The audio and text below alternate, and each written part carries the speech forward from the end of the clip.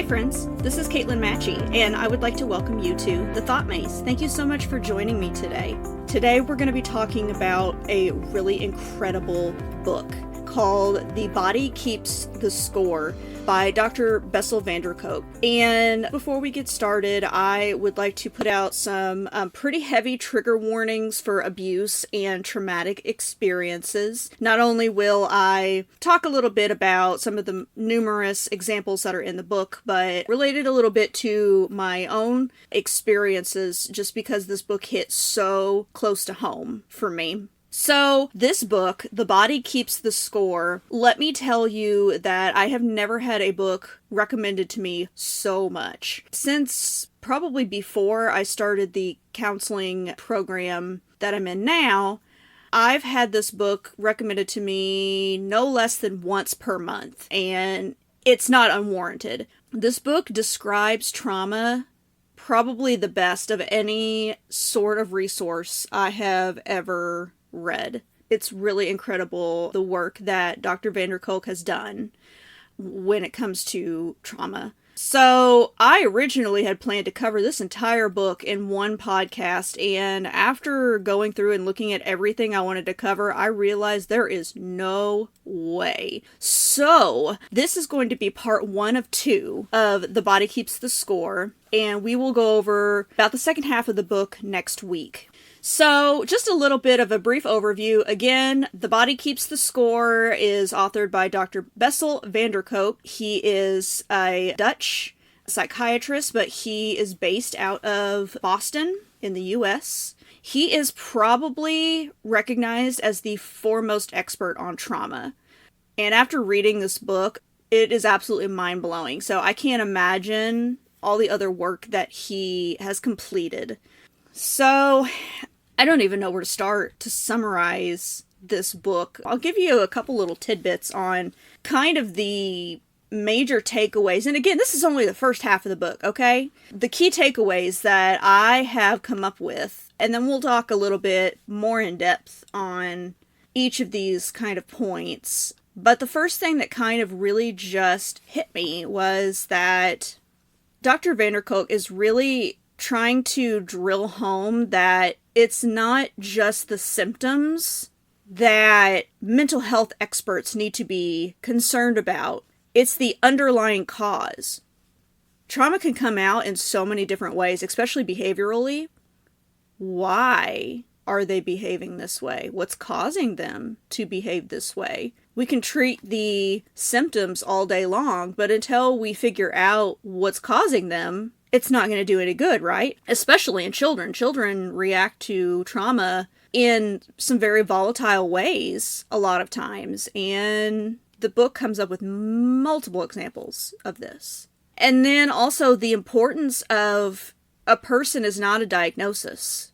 You may have gone through life with all kinds of different labels, friend, student, wife, mother, father, uncle, aunt, cousin, whatever. But then you start adding on autistic, schizophrenic, alcoholic, drug addict. And it can be easy for you to incorporate those labels into how you see yourself. But even worse is other people can incorporate those labels into how they see you. And it's not fun, right? But you are not your diagnosis. Your diagnosis is just a small piece of who you are. And I have a feeling I'm going to get on my soapbox here, so I'll try and keep it short. But either way, Dr. Kolk really stresses that a person is not their diagnosis, and we need to look beyond the diagnosis and realize that the people that we treat as counselors, as mental health professionals, they are people. They have stories beyond the issues that they're experiencing. There is no one way to experience trauma. We'll go over some examples, and especially at the very end, I have a really kind of sad example of this, but, everyone experiences trauma differently, and there's nothing wrong with that. It's actually very normal for your brain to find its own way to survive. One point that I really liked was that we fundamentally, when it comes to circling back to underlying causes, we need social change to help reduce trauma, especially in children. We have a lot of work that needs to be done on a social level when it comes to helping parents, providing resources for people to help these kids grow up in healthy, loving, less stressful environments.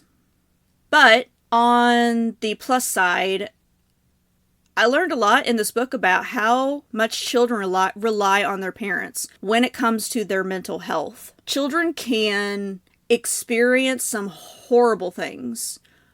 And if they have a loving environment to come home to, parents who can help them deal with stress and trauma in a healthy way, many times they're going to be just fine. So there's a little bit of good news in that. But of course, the main, topic of this book is that your mind and your body are much more connected than you would like to think. You can experience all kinds of things, and if you don't work on it, in your subconscious, in your conscious mind, whatever, and you just say, well, I'm just going to ignore it. I'm going to learn how to ignore it. Your body does not ignore it. Your mind and your body are in cahoots, I hate to say. And when it comes to mental health, if you don't process it in one way, the other way is going to catch up with you. And he talks a lot about, again, how we all experience trauma differently, and it all comes back to evolutionary parts of our brains. He talks a little bit about fight, flight, and freeze, or fight and flight are kind of come from one part of your brain. Freeze and collapse is kind of another part of your brain, and it really just depends on your options when it comes to experiencing traumatic events. Originally, you're probably going to try fight or flight, which comes from the mammalian part of our brain, the part that mammals obtain more, where that's going to be, if we can, our first point of action is to either fight our danger or run away. And then sometimes we can't do that. And then we kind of regress down to a very basic part of our brain, evolutionary-wise, and that's the reptilian part. And that sounds really stupid, I know, but it's a very old, very basic part of our brain that's just responsible for the absolute basic needs. And that's when we'll freeze or collapse. Reptiles, a lot of times, will play dead whenever they are dealing with dangerous situations. And when we don't feel like we have a choice to fight or run away, sometimes that's what we'll do. We'll freeze up, or some people will faint. And that's just another part of the brain trying to protect itself. Really, really crazy, interesting stuff. And that's just the beginning. Oh my gosh, now we get to the really good stuff. How the trauma is stored in the body. Oh, and how it affects our bodies and our brains. This stuff, I nerd over this stuff so bad. Because not only is this something that I experience myself, being a survivor of childhood abuse who has dealt with trauma her entire life, but I want to be a trauma counselor. So this is really, really fascinating to me. But it's crazy, the things that our brains are capable of, and the things that it tries to do to protect us. So, in The Body Keeps the Score, one of the first experiments, per se, that Dr. Vander Kolk does, he used to work at the Department of Veterans Affairs back in the day, and worked with veterans a lot who had experienced trauma in, Vietnam, World War II, and he worked really closely with men who really didn't know how to go about their lives anymore after experiencing what they had experienced. And at the time, we didn't really know much about PTSD. And so he really tried to dig deep on what these men were experiencing on a physiological level, and how could we even begin to help them. And it was really fascinating. He told the story about giving this group of veterans a Rorschach test. Now, some of you may just know that as an ink blot test, where you have the cards with the random splats of ink or whatever, and you're like, what does this look like? So he gives these veterans this Rorschach test, and one particular card had an effect on every person in this study. Now, there was nothing special about this card. This card was nonsense, like the rest of any ink blot test cards. But for some reason, this one particular card, I think the vast majority, and I can't remember the numbers right off the top of my head, but the vast majority of the veterans who saw this particular card were triggered. And they saw horrific things in this nonsense ink. And then the few who weren't triggered completely lost their ability to imagine anything. So us humans were designed, the reason why a Rorschach test exists is that we humans are designed to find meaning in nonsense, in chaos. So when we see an ink blot, our brain tries and comes up with some sort of picture. But these handful of men who saw this particular ink blot completely lost that ability. They just said, it's an ink blot. There's nothing there. And I don't think the book really even explained, I don't even know if they know why this happened, but it's just wild to think. This example of how these men's brains worked, how one particular little card completely threw their brains off balance. It's just wild. And then another study. This one was on trauma in a general population. So in the book, he speaks mostly about this one particular woman who had lost her daughter in a car accident while she was with her a while before, like 13 years previously. And she still struggled a lot with that trauma. She had also had a stillbirth as a result of the car accident as well. So Dr. Kolk and his colleagues brought this woman in and put her in an fMRI machine to map her brain while listening to a recording of somebody kind of describing a random traumatic event from the perspective of a child. And while these people are listening to this recording, their brains are being scanned. So I'm sure many of you have heard that we have two parts of our brains, right? Left brain and right brain. And the left side of the brain is more logical. It has a lot of our more rational processes involved. And the right side of the brain is very emotional. So what happened when these people were listening to this story was their left side of their brain just shuts off. Well, I guess I should explain that the story triggered them, right? So in this woman's case, it triggered the memory of the car accident. So the left side of her brain just shuts off. She literally loses the ability to logic her way out of the memory. There's a little section of this part of the brain called Broca's area, and that is the part of the brain that's responsible for speech. It shuts off. So when a person is being triggered, they literally cannot talk about what's going on with them. Now, while this is going on, the right side of the brain, the part of the brain that deals with emotions, it's processing just fine. But in fact, what it's doing, it's processing the event like the event is happening at that very moment. Not that the event is a memory, but that the event is literally happening at that moment. And a part of that side of the brain is the amygdala. It's the part of the brain that processes emotions. The amygdala just carries on as if the event has never happened before and is just happening for the first time. And let me tell you how my mind was blown when I read this part of the book, because it makes so much sense.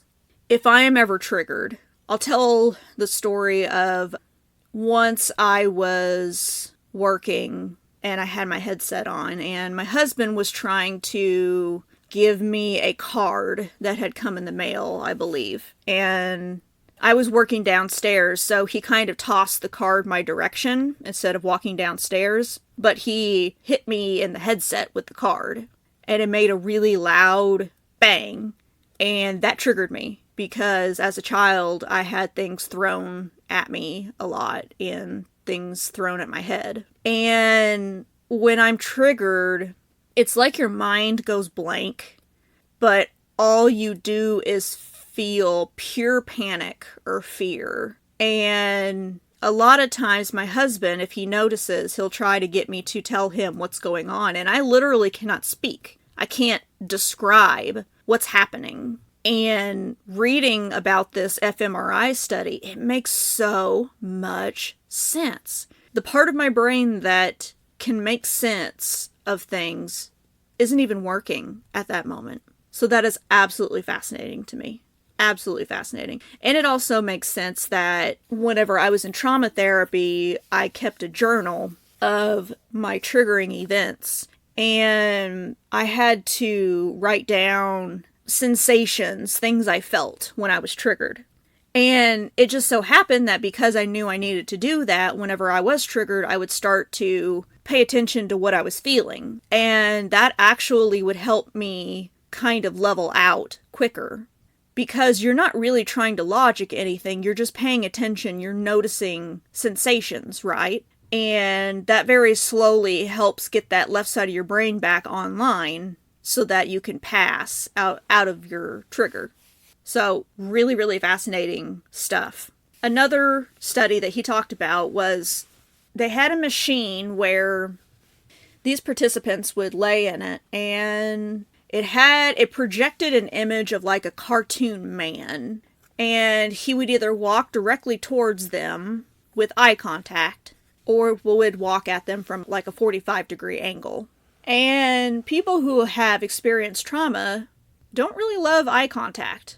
It's a little threatening to them. So in the cartoon study, whenever the cartoon would walk directly at them, typical people who have not experienced trauma, when somebody walks directly at them, their brains start to kind of investigate. They start to make judgments about this person. They develop a curiosity. But when people who have experienced trauma would see somebody walking directly at them with eye contact, they immediately go into defensive mode. Now, that didn't happen whenever the person came at a 45-degree angle. And again, makes so much sense. Whenever I read that, I started to imagine a person just walking directly at me. And my immediate response, even if I wouldn't actually do it, but my inward response is that I want to cower. And Dr. Kolk actually mentions cowering in this particular experiment, that would be a common reaction. And I don't love eye contact either. Eye contact is very uncomfortable to me. I have to really force myself to make eye contact with people. And I always expected that. It was just a part of my trauma. My abuser would often make me look him in the eyes whenever he was berating me, or before he would smack me or whatever. So it may be a little bit of both, but it's interesting. This study just shows me that a lot of the things I experience are normal, for me at least, for those of us who have experienced trauma. Now let's switch gears a little bit, because this book kind of hops back and forth between how adults experience trauma and how children experience trauma. And it's a very, very different thing for a child. He talks a lot about what's called attachment theory. And children develop from an early age a certain kind of attachment to their caregivers. Now, in a perfect world, in a healthy relationship, a child would develop what's called a secure attachment. That's, they feel comfortable and safe with their caregiver, and it gives them support to become a well-functioning, independent person. So that's a perfect world. Then you have anxious attachment. That's the kind of attachment where a child can get really clingy. And a lot of times these attachments, they last throughout life. or at least until you really work on it. You have avoidant attachment, where the child just doesn't seem to care whether their caregiver is there or not, and they pretty much go through life avoiding relationships with other people. But then he talks a lot about what's called disorganized attachment, and it's really heartbreaking to understand what disorganized attachment really means to a child. So, children are, on a fundamental level, designed to crave the attention, the affection, the love of their parents. But sometimes the environment that they're in doesn't give them that. Sometimes their parents aren't safe for them. And disorganized attachment is a child craving that affection from an unsafe person, and knowing that the one person who is supposed to keep them safe is not safe, and how it can really confuse them and twist them, and they don't really know how to react to people. They can swing back and forth between anxious and avoidant, and really it just depends on the relationships with their caregivers at a very early age. And again, these attachments, they can really last throughout life. So, chronic stress and trauma, it can really affect you on not just your brain, but your body. We talked a little bit about the strong connection between your brain and your body. And a lot of times, if you don't really sit down and try and work on the trauma that you've experienced, and you just try and lock it up in your head, your body will often show symptoms. Unfortunately, you can't really escape trauma. You can't wish it away. You have to deal with it at some point. Otherwise, your body will deal with it for you. So Dr. Kolk names a lot of physical symptoms that show up in people who just really don't process their own trauma. Headaches, asthma attacks, a lot of gastrointestinal issues. He names alexithymia, which is a disorder that basically it's the inability to name your emotions. You have muscle tension or tightness in chest, nausea, and there's no physical reason for these symptoms. So if you know someone like that, it may be interesting to see what their background is. So we as humans, we are made to attempt to save ourselves on some level. Our brains will do whatever it can to survive. And sometimes that means coming up with coping mechanisms, whether healthy or unhealthy. And many times, our coping mechanisms are quite unhealthy. For children, if they've experienced trauma, they can come up with all sorts of behavioral issues. Wildly volatile behaviors. Throwing things, screaming, fighting, biting, kicking.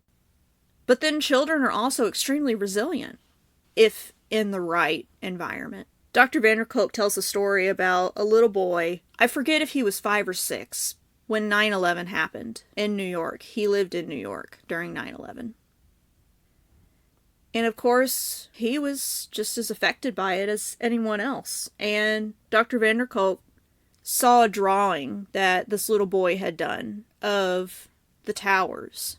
And the drawing was horrific of people jumping out. But at the bottom of the towers, the little boy had drawn a little circle. Dr. Kolk asked him, "What's this?"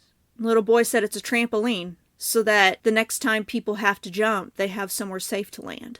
And this little boy was in a very loving, healthy environment, and he moved on and was just fine. He used his imagination, because he had that freedom, to reconcile the horrific things that he had seen so that he could process it and move along. Children, luckily, are extremely resilient when it comes to trauma if they're in the right space for it. But for adults, it can be much more difficult. Dr. Kolk, especially whenever talking about the veterans that he had worked with at the VA, explained that for many of them, their life ended at the point of trauma. He said he worked with a group of veterans from World War II, and they gave him a watch, a field watch, I believe, from their time over in Europe. But he just marveled at their life had pretty much stopped at that point. They forgot how to live past the point of trauma. Adults also tend to have issues with other relationships after they've experienced trauma. And his explanation of it is really interesting, and it makes a lot of sense. Because after we've experienced trauma, if it's not something that we've really processed, our brains are on edge all the time, thinking that we're in danger. The other shoe's going to drop at any point in time now. Always looking over our shoulders. And when your brain is in that survival mode 24/7, does it really have time to process deeper emotions, love, intimacy, friendship? It's actually really sad, but true. A lot of times adults, but children as well, experience a spectrum. But a lot of times it could be one side of the spectrum or another. You have what's called depersonalization. You probably know it as dissociation. So dissociation a lot of times is kind of when you sort of space out. You kind of go numb. Depersonalization is a little bit more extreme than that. Depersonalization is literally when your brain, and this was explained in the book through another MRI scan, almost the entire brain just shuts off. They don't feel anything. So you have that on one side of the spectrum. Or you can also deal with extreme volatility, mood swings, always being on edge. He tells the story about a woman who really hadn't had much experience with relationships, or at least hadn't had a lot of luck. But she had met a man who was a friend, decided to kind of give it a shot. They had a date, went back to her apartment, fell asleep together on her bed. And in the middle of the night, he brushed her in his sleep, and she completely lost it and started beating him and screaming at him. These are all things that people with trauma experience. But it's interesting that it seems like a lot of times it's one or another. Not always, but sometimes. But because trauma shows up in such different ways, adults and children many times can be mistakenly diagnosed with multiple disorders before we really get down to what's going on. ADHD, depression, anxiety, PTSD. Kids can be diagnosed with oppositional defiant disorder, conduct disorder.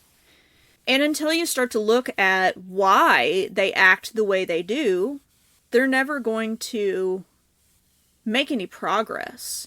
I've actually had 2 professors who summed this up really, really well.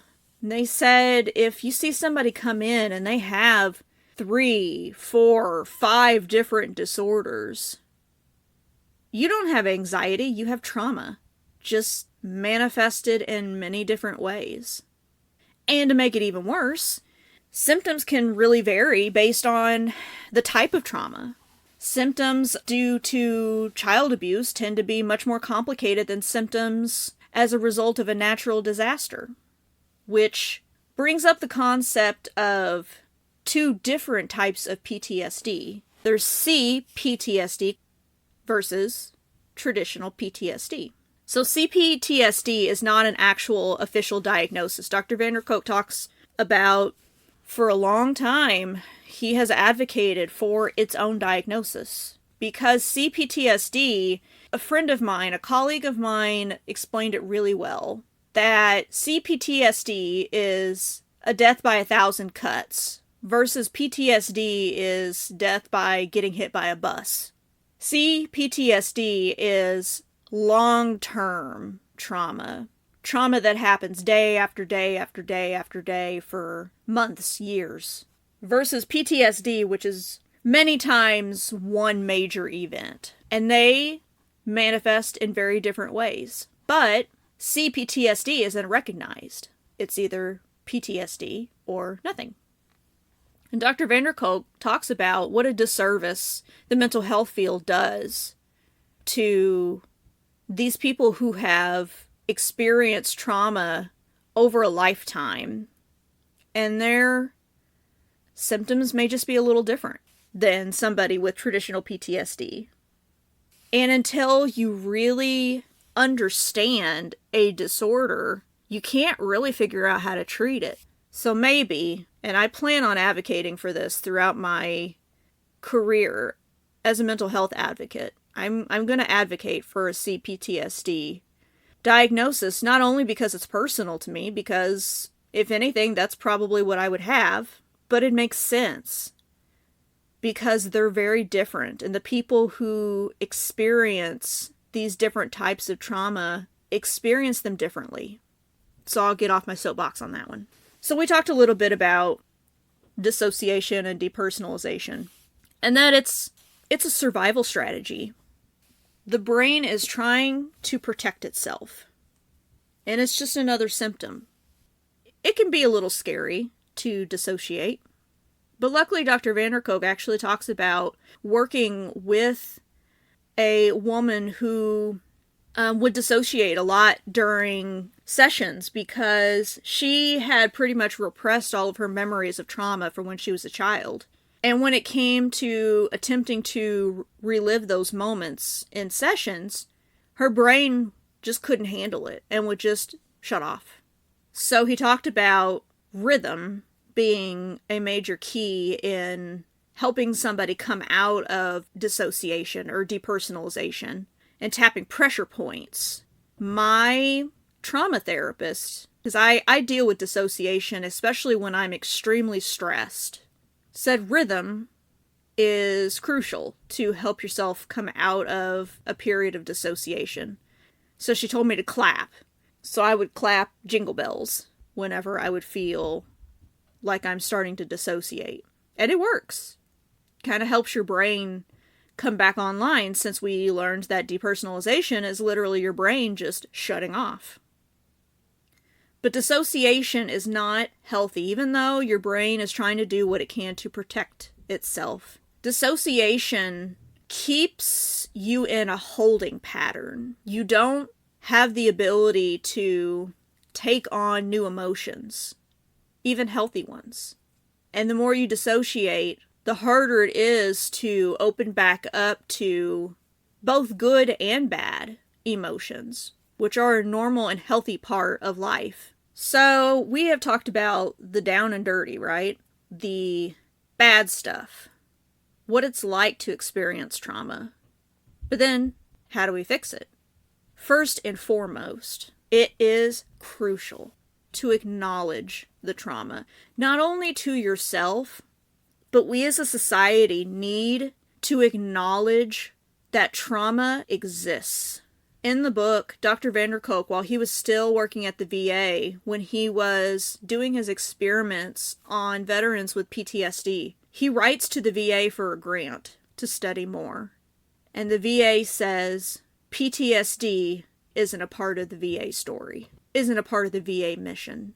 So he resigned right then. Luckily, we're getting better now at acknowledging trauma that veterans experience whenever they're deployed. And we're starting to get better at acknowledging the trauma that female veterans experience while in the military, even if they're not deployed. But boy, do we have a long way to go, especially when it comes to offering resources to these service members. But we have at least started to make a step forward by acknowledging.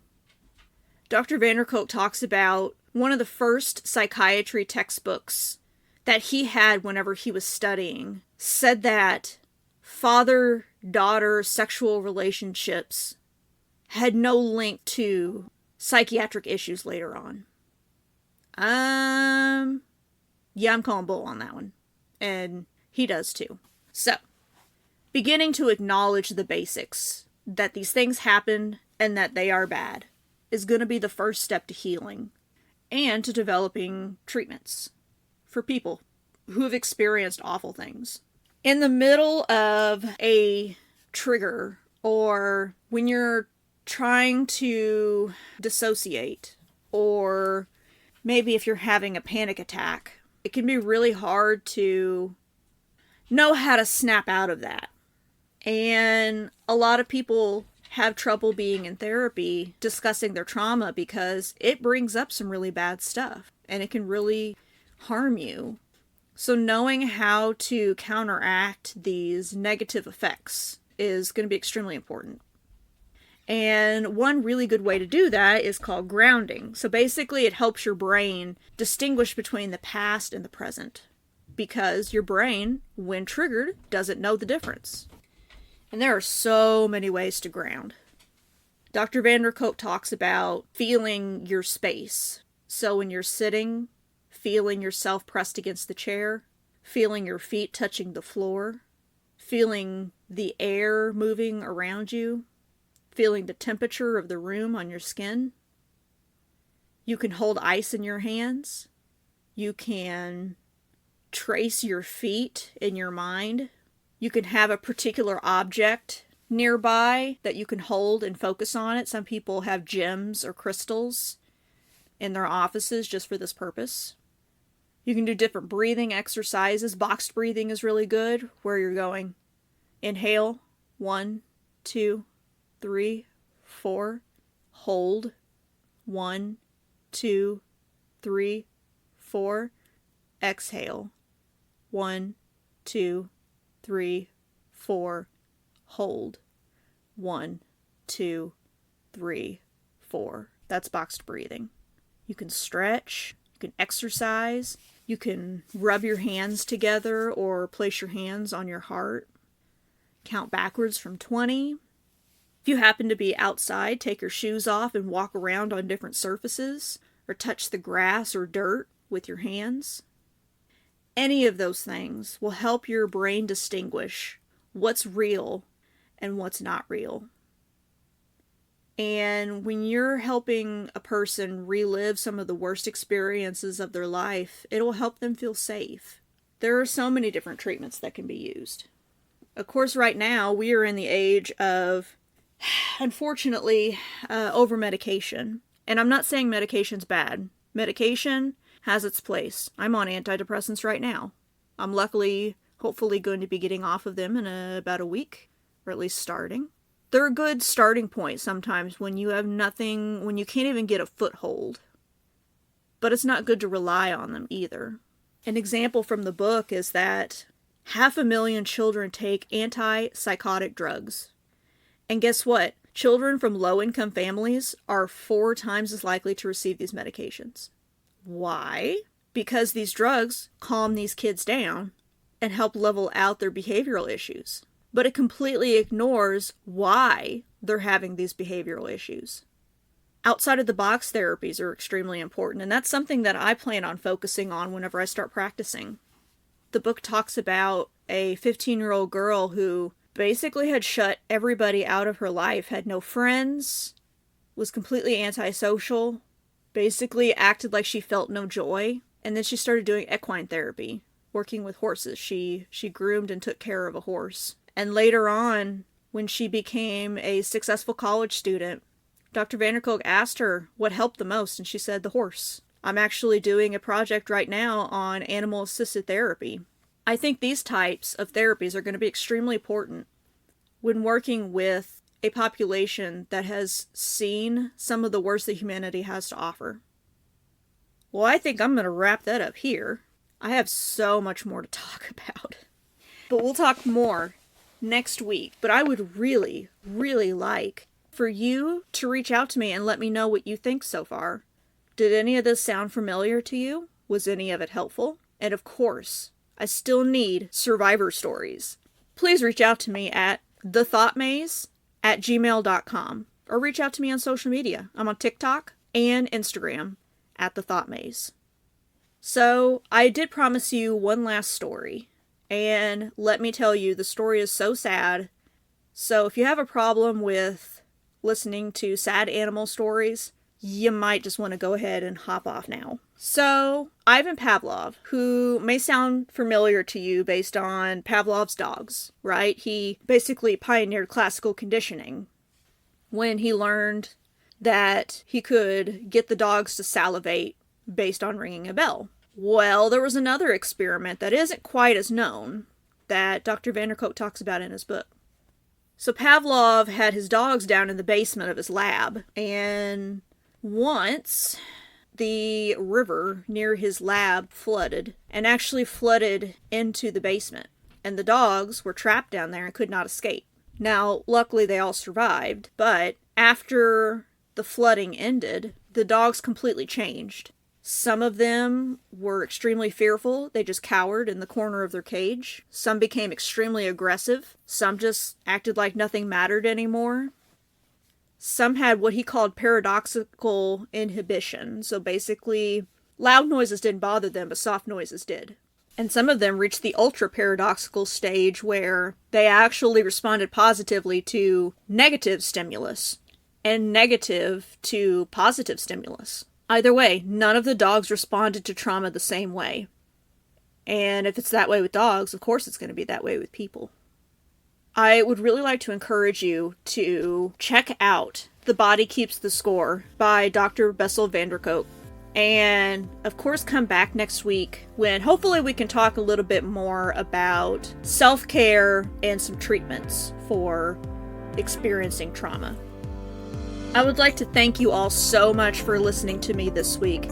And of course, please subscribe, leave me any sorts of comments or feedback. Check out my pages on social media, please. I would like to end this week with a quote from the great John Green. There is hope, even when your brain tells you there isn't. Thank you so much, my friends, and I will talk to you next week.